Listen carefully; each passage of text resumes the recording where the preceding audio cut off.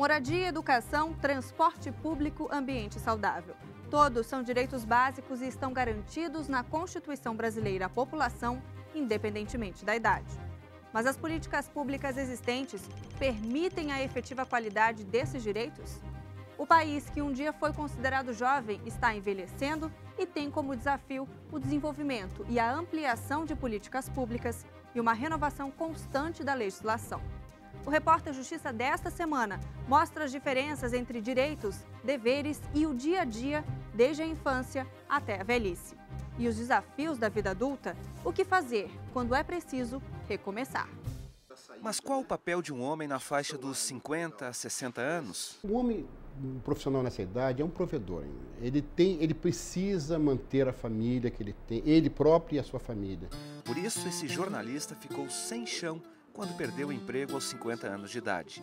Por mais de 3 décadas, ele sustentou a família com um rendimento acima da média, o que só fez aumentar a preocupação depois. Na minha casa eu tenho um status quo que eu gostaria de manter. E só tendo um bom emprego, tendo a segurança que eu estou num trabalho que não vai me deixar disponível novamente no mercado a qualquer momento, é que vai me levar a ter ritmo, a ter interesse, ter, vontade de fazer isso, de enfrentar esses desafios. Pai de 3 filhas, na época a menor tinha menos de 1 ano, fruto do segundo casamento, o Edson se pôs a procurar emprego. Embaixo do braço, o currículo incluía passagens pelas redações dos maiores jornais do país. A princípio, uma vantagem. Neste caso, a experiência mais atrapalhou do que ajudou. Eu fui convidado por um colega de trabalho, nos meus tempos no estado de São Paulo, para trabalhar lá.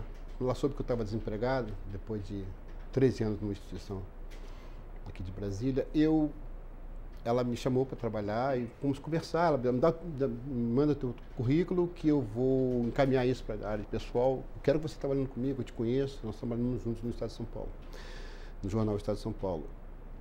Passaram-se 2 semanas, ela não me ligou. Eu fiquei, amiga, é mais do que minha colega, é minha amiga pessoal. Aí eu liguei para ela e ela disse assim: Edson, eu estou super constrangida, mas eu não vou poder te contratar. Eu não tenho salário para você. Você tem uma enorme experiência. Está vendo o teu currículo aqui? Você tem uma experiência magnífica por grandes jornais. Você tem experiência em assessoria de imprensa, em outras áreas aqui. Eu estou vendo que você é um profissional completo. Qualquer empresa gostaria de ter.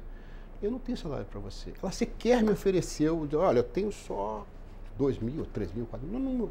Assim, fico constrangido de oferecer meu salário. Um salário para você. Isso foi frustrante. Aos 57 anos, o Edson dedicou boa parte da vida de adulto a garantir o bem-estar da família dele. Sobrou pouco tempo para o lazer, o divertimento, o papo em família, as viagens de férias. Assim, ele foi adiando os projetos pessoais.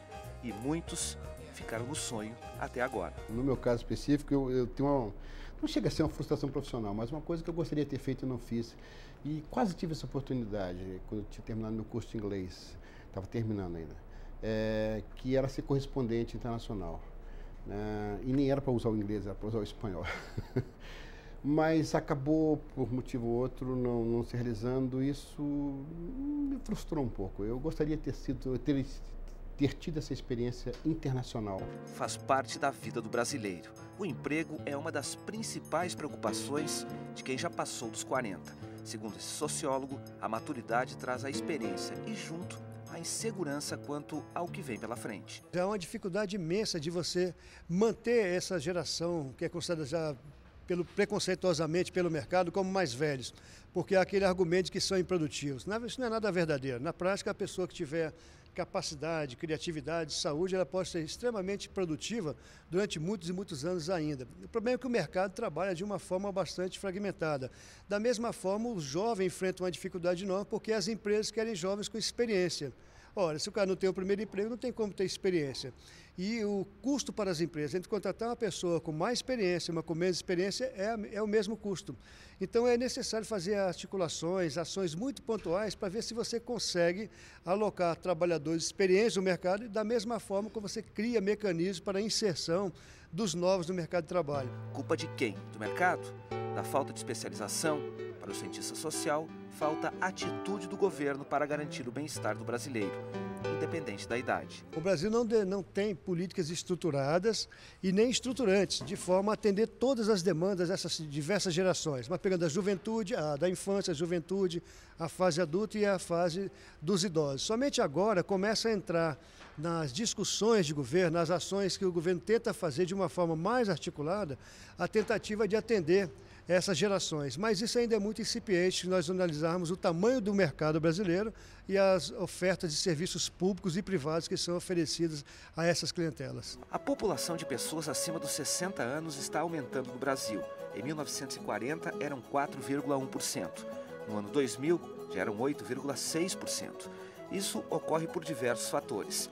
Os jovens estão casando cada vez mais tarde. Está diminuindo o tamanho das famílias. Se na década de 1950 uma mulher com 25 anos já era considerada titia, agora a coisa mudou bastante. O que se observa é que cada vez mais os jovens, principalmente as mulheres, tendem a priorizar a carreira para depois o casamento. Então, os jovens também, atualmente, eles têm as suas uniões consensuais e vão investindo em educação, para depois iniciar a constituir uma família. E isso faz com que as pessoas cada vez mais estão tendo filhos mais tarde. A idade adulta definitivamente é outra época para as mulheres modernas brasileiras. O que se está observando em relação às mulheres é que no Brasil todo, 35%, em torno de 35% das mulheres são a pessoa de referência do domicílio. As mulheres cada vez mais têm uma taxa de ocupação no mercado de trabalho cada vez maior. E com isso também elas investiram na educação. As mulheres, em todas as faixas etárias, elas têm uma escolaridade maior do que as dos homens, embora elas não tenham um rendimento superior ao dos homens. A preocupação com a vida moderna parece não diminuir com a chegada da idade adulta. É assim com o nosso amigo lá do começo, o jornalista Edson. Começar a vida, pelo menos a vida de pai, aos 50 anos de idade, como eu recomecei, você tem que enfrentar os traumas laterais. Com as filhas que eu já tinha, houve um tremendo estresse, né? Porque não imaginava que ia ser pai novamente. Para todos os efeitos, eu era o pai querido e bonitinho e só tinha elas como filhas para cuidar. Tive que administrar essa crise e depois eu próprio. Eu saía daquela mesmice em que eu me encontrava, uma nova relação, e ter que criar uma filha novamente do zero, trocar fraldas, preparar uma madeira, acordar de noite, ver se está respirando no berço, toda a preocupação que todo pai tem e que eu pensava que eu não ia mais me preocupar com isso. No próximo bloco, a importância da primeira infância. As crianças começam cada vez mais cedo a vida escolar e falta tempo para as experiências lúdicas, segundo especialistas, fundamental para o desenvolvimento infantil e para a formação na vida adulta. A gente volta em instantes.